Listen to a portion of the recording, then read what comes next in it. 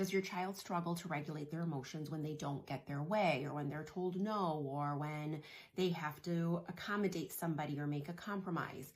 This is really typical in younger children, and we do tend to see tantrums or moments of emotional dysregulation. So this is where they just haven't yet developed the skill to regulate or manage the emotions that come from that event. So I just wrote a newsletter about this in my Substack, but typically what I see is that most parents I work with will believe that their job is to then stop the tantrum. So you say no to something, you set a boundary, your child becomes very upset.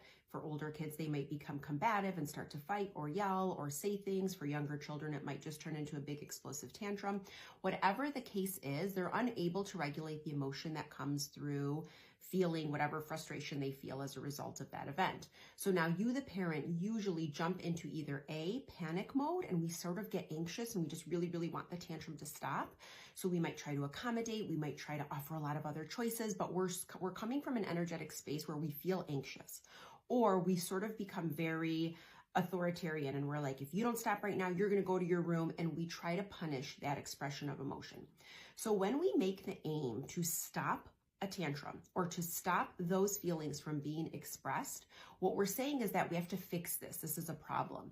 And the truth is, our job is not to fix their emotions.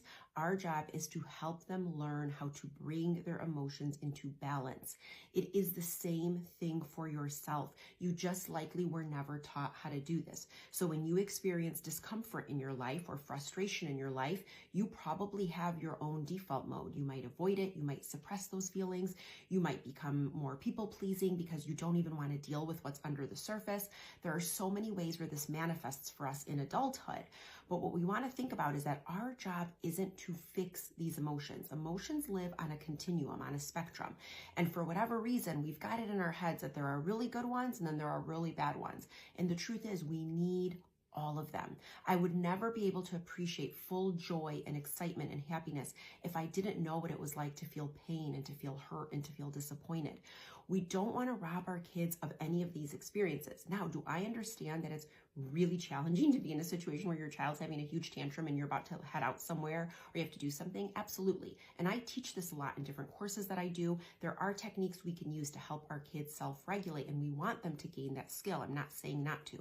What I'm telling you is it's not your job to stop it or fix it. Your job in that moment is to really anchor in, stay calm, bring your own emotions into balance, and watch and see how quickly your child starts to calm down alongside you.